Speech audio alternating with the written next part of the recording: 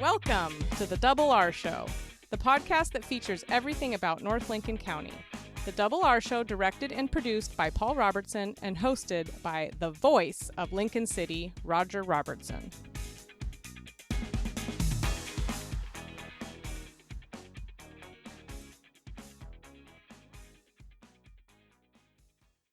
To the moon, Alice, to the moon. To the moon, Dad. Yeah, so as we're recording, Artemis 2 is on her way to round the moon again. First time in half a century. Half a century, 50 years it's been since they've attempted this type of exploration again. It is to the moon, Alice, to the moon. I love it. But that kind of ties in a little bit with our program theme for this week. Yeah, we've got three great guests again. Including? Well, we've got Brandon Lucas, who's going to be helping put on the Community Days event again for the Dark Skies. Correct. So we'll talk to him about that. We've got Stephanie Hull, which is she's from Explore Lincoln City, and she's going to give us an update on the Dark Sky movement for the city of Lincoln City. The way it's happening, the way what's happening going right now. And an astrophotographer. This is amazing. Yeah, so this is amazing. Jeremy Lickness was in studio. We just had him in, and but he's got an exhibit at the Cultural Center that you're not going to want to miss. It's not just an exhibit; it is an experience. It really is an honest-to-goodness experience. The work that this young man has at the Cultural Center right now, people got to go see, and we need to take a break. We'll be right back right after this. Retooled, refueled, and ready to rock. Queensrÿche. Saturday, April 25th at Chinook Winds Casino Resort. Get tickets now at ChinookWinds.com, Chinook Winds box office, or by phone at 1-888-MAIN-ACT. Queensrÿche, live, Chinook Winds, where concerts are better at the beach. If you're looking for great early garden fresh produce, it's Kenny's IGA in the Bay Area of Lincoln City. 4 generations of Morgans caring for your every grocery need. All of your favorite beverages, a full deli, meat, produce, and of course, groceries. Books and puzzles have one thing in common. Bob's Beach Books in the Ocean Lake area of Lincoln City. Books for every interest, books by authors from around the world and across the street. Visit Bob's Beach Books so you can say, I have read a good book lately.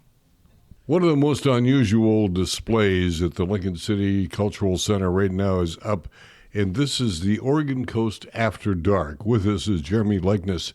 It is wonderful. Thank you very much.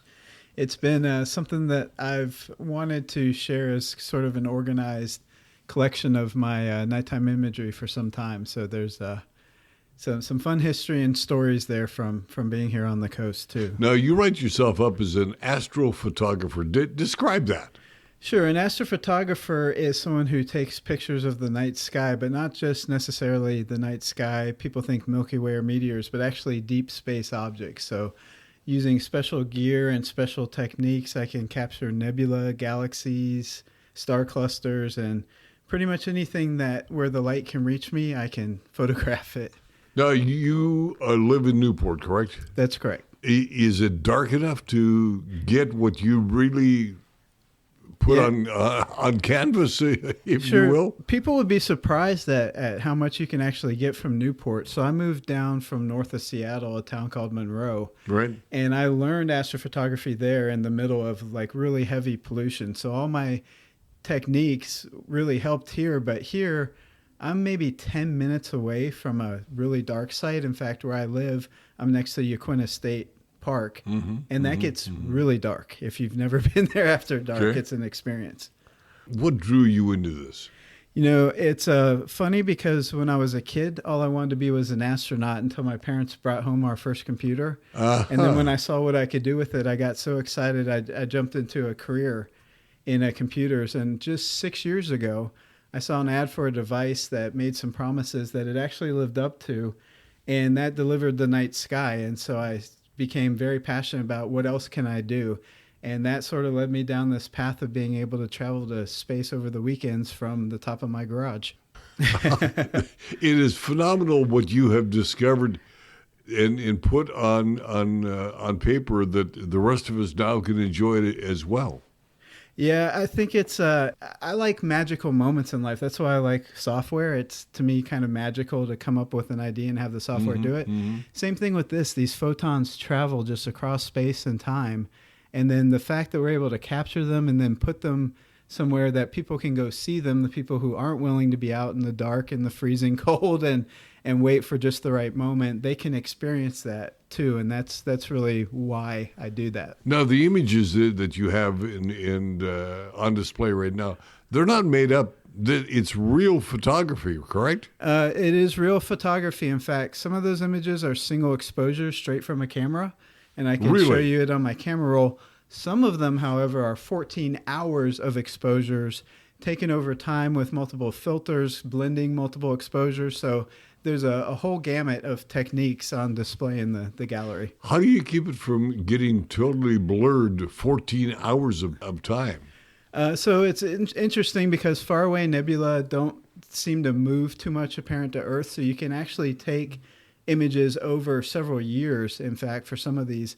But really the trick is in a given session, I have specialized equipment that rotates to compensate for how stars appear to move in the sky. So it tracks it. Plus, I use a second telescope. It may sound a little obsessive, but I do have a second telescope that watches the stars and tells the first telescope how to stay on target. So I can take those long 5-minute exposures.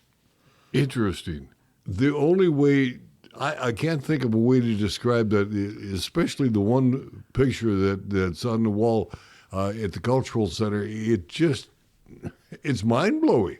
It's the one image that even my close friends, I tell them, you've got to see it. I can't describe it to you. I can't take a picture of. Did you have any idea it would be that tremendous? No, I knew it would be pretty amazing if I could pull it off. But then when I saw the final product, I was just as surprised as other people seem to be when they see it. It's like a portal almost into another dimension, just this hole absolutely in the wall. And I love that effect because my goal is to get people to go, wow, and then think about space and just how massive creation is and how many things there are to see in photographs. So now, given the astronauts are going to go back around the moon again, this is really timing that this is on display now.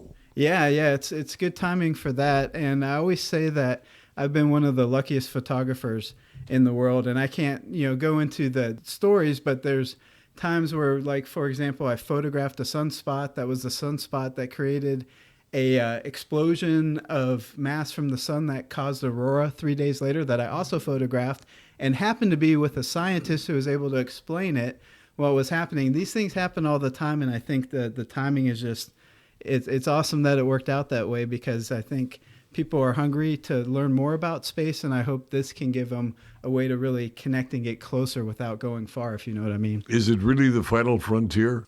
I think it is, actually, sure. And what's left to be discovered in your estimation? Oh, there's so much left to be discovered. I mean, we know like a fraction of a drop, like, Lincoln Beach's sand. We probably know 1 grain of sand. So every time, I'm amazed how people discover new things in the sky. There's so many of us looking up there, and people still find new things that no one's seen before. So it's incredible. I did not ask if the photography that is on display right now at the Cultural Center is actually for sale, or is it just there for people to enjoy? It's both. For example, the piece we were talking about, that one I actually gifted my wife. So you can imagine she sees a lot of photographs lying around from Astro. So she's not necessarily putting everything up on the walls, but she won that one. But the other pieces are for sale. And I also do like on demand and commission and print and other mediums because I like to have a range of prices so it's accessible to anyone who really wants a piece. So again, the display, the gallery is full of your photographs until when? Until May 10th, it'll be running. So there's a few more months into the summer, and it's perfect timing for it to close out because the summer is when we start doing star parties and getting people together to look at the sky in a group setting. Like I'll lead some public, sessions where we're looking at the moon, trying to find lunar landing sites, right, from earlier Apollo missions and whatnot. So it's going to be a fun summer. Northwest Septic Service is your one-stop shop for all your septic needs. Northwest Septic Service offers pumping, maintenance, repair, and inspections with one call, 541-994-6977. Buying or selling a home? Northwest Septic Service can inspect your sewer line or an entire septic system. Old or failing septic system? Northwest Septic Service can rejuvenate most drain fields, saving you thousands of dollars. 541-994-6977. Serving Lincoln, Tillamook, and Yamhill counties, Northwest Septic Service. Home-style cooking in a hometown atmosphere. Hi, I'm Adina from Zeller's Restaurant in Rose Lodge in Lincoln City. Join us daily for good fun and great food. You can even kick up your heels at Zeller's. Welcome back to the Double R Show. Stephanie Hull is with us, and she is with Explore Lincoln City. Explore Lincoln City is a city department, correct? Correct. Yeah, we are the destination management or marketing organization for the city of Lincoln City. We are here today to talk about dark skies. That is, in a nutshell, what? We're trying to become dark sky friendly or dark sky certified, and that is looking at lighting within the city as far as the direction in which the lights are, like parking lights, street lights, entry lights, and also the tone in which those lights are. The bluer, the brighter the light shines out. And so we're looking for more warmer tones. And it's just a great opportunity for folks to be able to even see the beach at night or to stargaze as opposed to having some of that light blocked. One of the most interesting facts I've found so far is that I didn't realize this, but 80% of Americans can no longer see the Milky Way. Well, because of lights. Of light. And growing up in the country and being a kid, I got to see it every day and not think about how blessed I was that now 80%. And I think over a third, about 33% of the world can no longer see the Milky Way. So what brought this about for the city, the Explore Lincoln City, to become involved?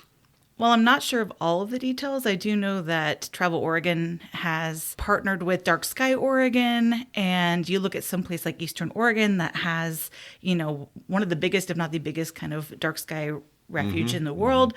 And we here in Lincoln City thought, well, we could be the first on the coast, and we're lucky enough to have so many amazing places to stay and eat and explore and shop at, that this could be a great opportunity for Lincoln City to be the first on the coast.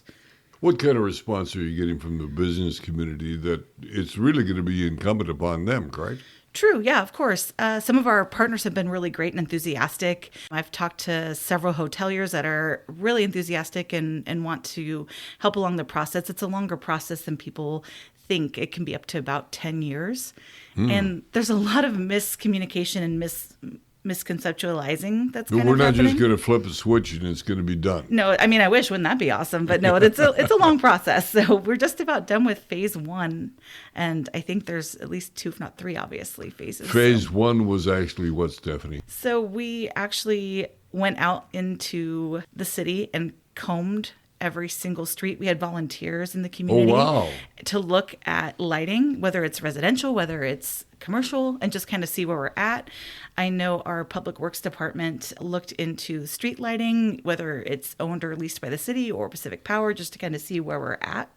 And also a lot of outreach opportunity. We did some stakeholder sessions. I know both of you have been involved in, which was amazing, and outreach and town halls. And hopefully soon Kim Cooper Findling, our executive director, will be kind of going up to council and explaining everything that we've done so far. What's the biggest surprise that you got out of all that research?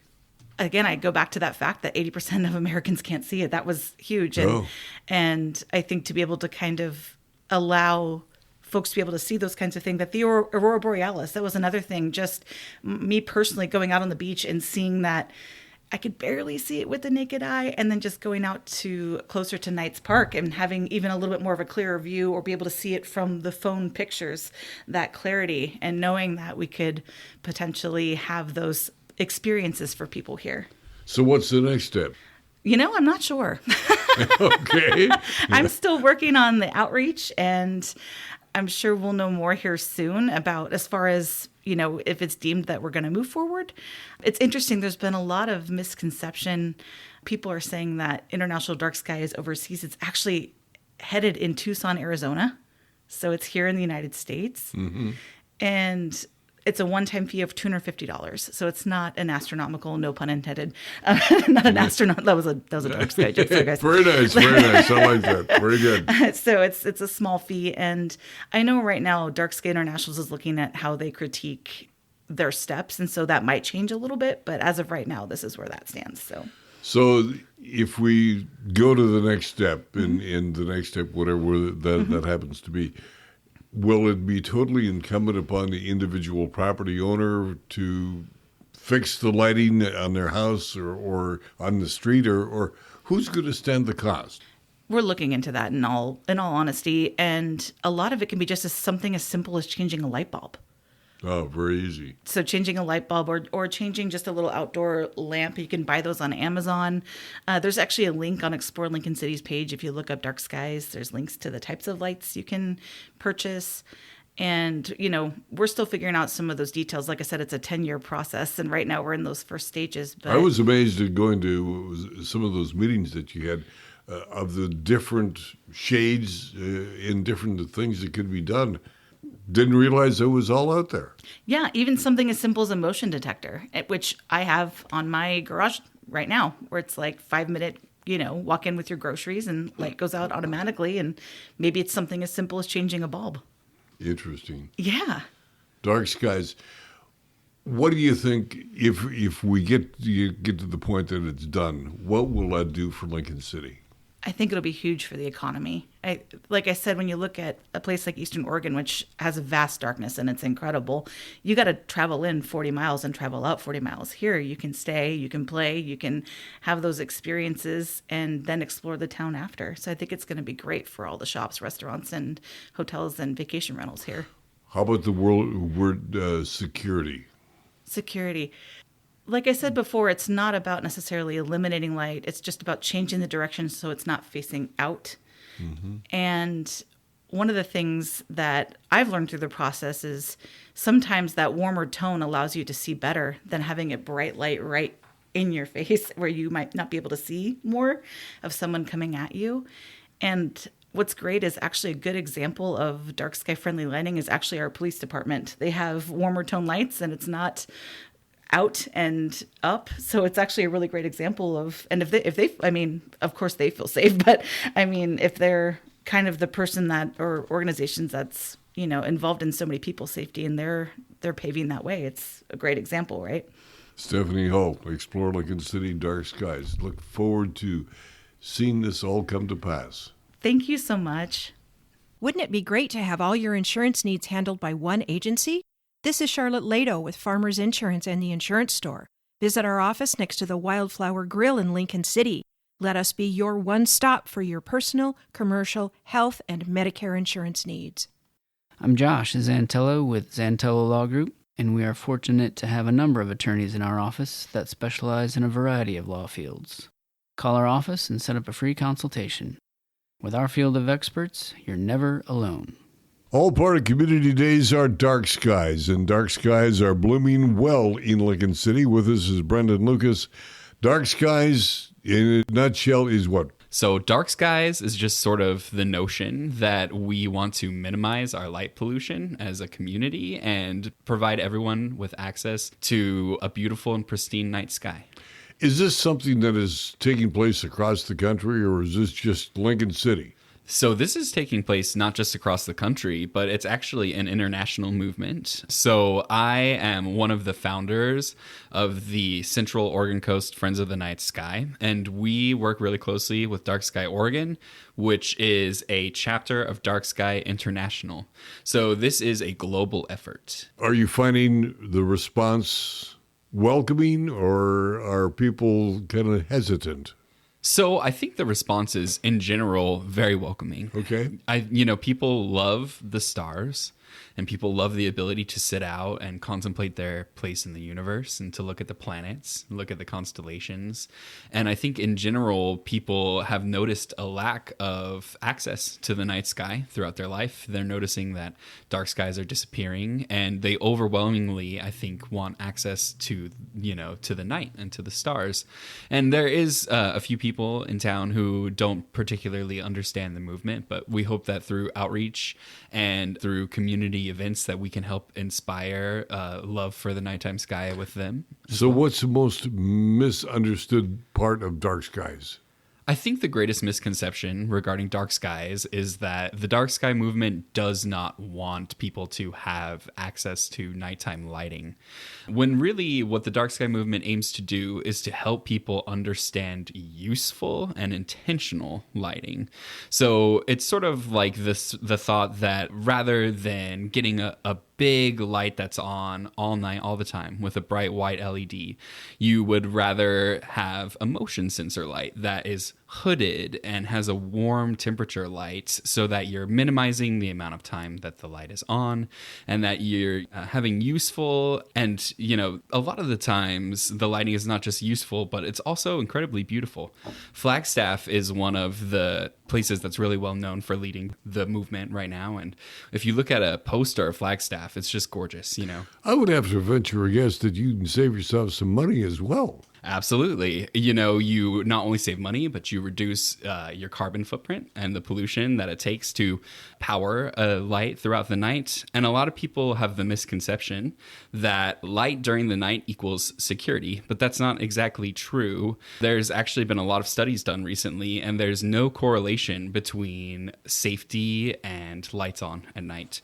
People have removed lights from certain areas and they haven't noticed an increase or decrease in crime. But also, interestingly enough, if you look at security camera footage, a lot of the time, those nighttime lights can actually drown out your ability to see at night. And so that nighttime glare actually can be bad for security. Now, we've talked dark skies, but we want to talk community days. And during community days, dark skies is really going to come to light. Absolutely. So we will be hosting our second annual Dark Sky Concert, and it will be on the 21st of April at Regatta Park.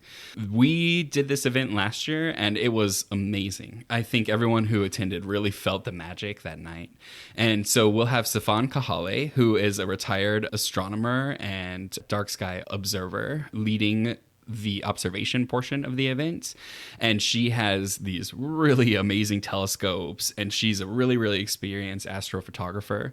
So she'll be there for anyone who's interested in looking at the stars and getting access to that. And then I will be playing piano for the evening, and I'll also be doing some duets. We'll be playing one of Vivaldi's cello sonatas, me and Dan Pack, who is the new executive director of Siletz Bay Music Festival. Right. So I'll be playing some Philip Glass that evening, and then Dan will be playing some Bach, and then we'll be playing Vivaldi together. So it'll be a beautiful evening of classical music and dark sky observation. So people can get it on the calendar. Again, we're talking about what day for dark skies at the Regatta Grounds? On April 21st. And I believe the event starts at 7 and it will go, until late, probably till about 10 o'clock. So people can be there. We'll have luminarias set up for families to construct and to sort of place along the stage. So it's a really family friendly event. And if you've got some young kiddos who aren't particularly going to be, listening to the classical music or looking through the telescope, then we still have stuff for people of all ages to do. And whether your interest is just sitting and soaking up the vibe and the music, or whether it's going out and observing the stars, then we'll have something for you. Knowing that we're on the Oregon coast occasionally, and I say occasionally, it may rain. What do we do? Well, last time we had a little bit of clouds at our event, so I'm doing my weather dance right now, trying to get those clear skies mustered up. So we're just going to plan for clear skies and hope for the best. But even if the event is cloudy, a lot of times here on the coast, we have those little breaks, and we can utilize that, and we can jump on any sort of clear moments that we have. And the music will be really, really fun, and the vibe will be really, really good, whether there are clouds in the sky or not. And the music is going to be taking place up the upper part of the park, correct? In a shelter? Yes. So we have the covered stage that all the music will be taking place in. And it's so cool. It's almost like that place was just like designed for people to sit and enjoy music. We have this really, really, lovely sort of slope that goes all the way up and down the park. So bring your blankets, have picnics, bring some lawn chairs, and just sit back and enjoy. And then all the observations will be down sort of by the dock area. So the whole park will be being utilized. utilized for the event. Brandon, we look forward to Dark Skies 2. Yes, 2nd annual. May 23rd, Chinook Winds presents a special concert event featuring the hits of Queen. It's One Vision of Queen featuring Mark Martel. Don't miss One Vision of Queen featuring Mark Martel Saturday, May 23rd. Tickets are available at the Chinook Winds event ticket kiosk by phone at 888-MAIN-ACT or online at ChinookWinds.com. This is a 16 and older event. Chinook Winds Casino Resort, where concerts are better at the beach. Welcome back to the Double R Show. Let's talk about some of the other activities taking place in and around the Lincoln City community. April 30th, spaghetti dinner out at the BB camp, and this is for the summer camp for all of the kids in the area. This really works out extremely well. The number of children that get to experience going to camp because of the Benai Birth camp on the east side of Devils Lake. It is a marvelous, marvelous facility, and the best way to help support that is the April 30th spaghetti dinner.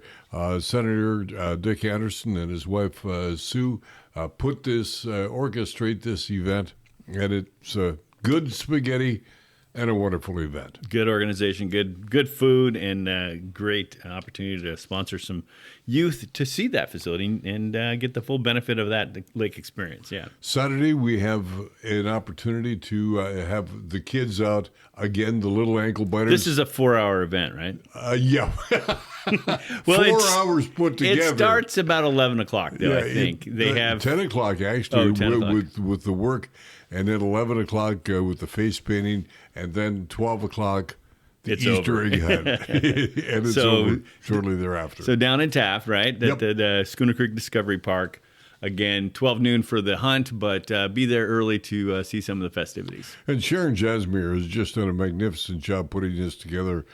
In the number of prizes that she told us that she has been able to be given for this from a variety of businesses, it is just really quite staggering. We'll talk about more of that, the giving of this community in a later broadcast. Then we have the Oregon Coast Garage Sale. This starts Friday, April the 17th, the 18th, and 19th, sponsored by the Lincoln City Chamber of Commerce. And if you want your information into the catalog, you better hustle up. Yeah, absolutely. Get with it. Spring into preparedness. We got a series of speakers on April 9th down in Newport at the Newport Rec Center. They got financial preparedness for disasters. And then on April 23rd, 6 o'clock at the Lincoln City Community Center, Wildlife Ready, Mitigation Strategies, Fire Science, and Hazards. Marvelous, informative topics that could be life-saving. Yeah, creating some safe spaces around your house, things you can learn from those folks. Definitely encourage people to learn more about that. The Nescoon Valley School has a Friday enrichment program, and this happens every Friday. If you happen to be a homeschooler or you have students from other schools, you're all invited to join the Nescoon Valley community on Fridays for a full day immersed in the educational philosophy and collaborative learning environment. And, of course, Community Days kicks off Thursday, April the 16th with the Lincoln City Pops out at the Community Center and goes all the way through Sunday, April the 25th, concluding with the Surf and Earth Festival at the Lincoln City Cultural Center and a litany of events in between. Yeah, including some that we just spoke about just now on the podcast. On the podcast. Go and more next week. And next week we're going to continue that, yeah. Just as a little primer, though, if you haven't seen the poster, you can go to the Community Days page on their Facebook page and see all the events, including one that the Cascade Head Biosphere Collaborative is putting on.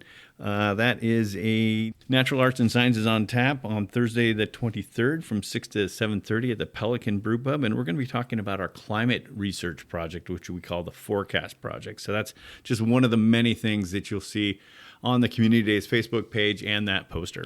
And to copy up on Jackie Gleason one more time, To the Moon, Alice to the Moon. And go Artemis, go. Go Artemis 2. Artemis 2. Anything else your side of the table? We are clear from here, ready for liftoff. That'll do it to the Dunes at a Double R show. Please remember to like, subscribe, and share so you, your family, and friends around the world and out to the moon can join us right here on the Double R show. For Paul and Jenna, I'm Double R. Have a happy day. You've been listening to The Double R Show. Join Roger and Paul Robertson as they explore everything about North Lincoln County. The Double R Show, produced by Always Productions and hosted by Roger Robertson. Have a story? Email contact@alwaysproductions.com or call 458-201-3039. For The Double R Show, I'm Jana Grahn.